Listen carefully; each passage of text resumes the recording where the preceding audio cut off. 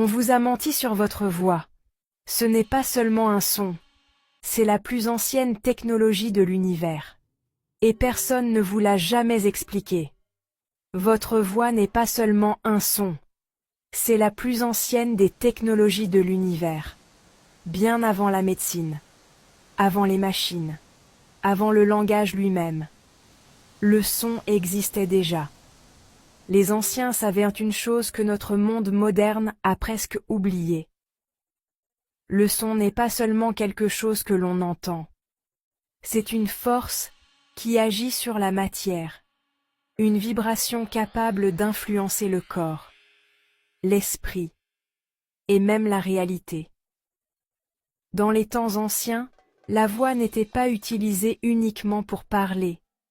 Elle était utilisée pour activer des vibrations précises dans le corps. Les sages savaient que chaque être humain possède un champ énergétique, et que ce champ peut être modifié par le son.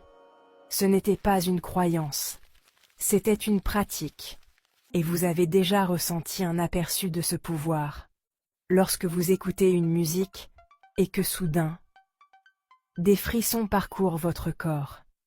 Ce moment où une vague de bien-être vous traverse. Ce n'est pas une simple émotion. Ce n'est pas une coïncidence.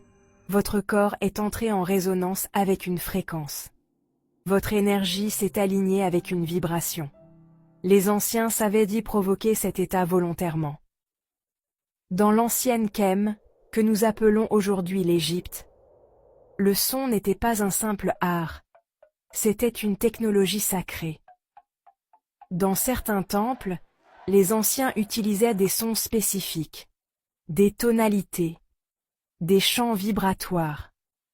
Ces sons résonnaient dans les chambres de pierre et créaient un champ vibratoire puissant. Ces vibrations agissaient directement sur le corps et l'esprit. Au cœur de cette connaissance se trouvait un maître de sagesse, un gardien des lois universelles, Thoth. Il n'était pas honoré pour un pouvoir mystique, mais pour sa maîtrise des lois de l'univers.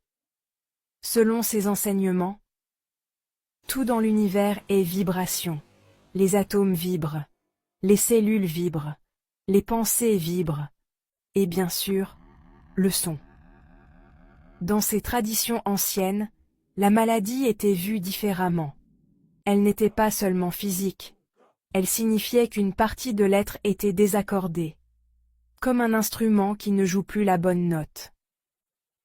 Aujourd'hui, nous utilisons principalement des substances.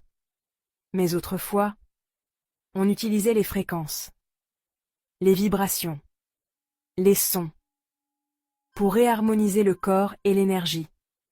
Et la chose la plus incroyable, c'est que cette technologie existe encore. Elle est en vous, dans votre souffle, dans votre voix.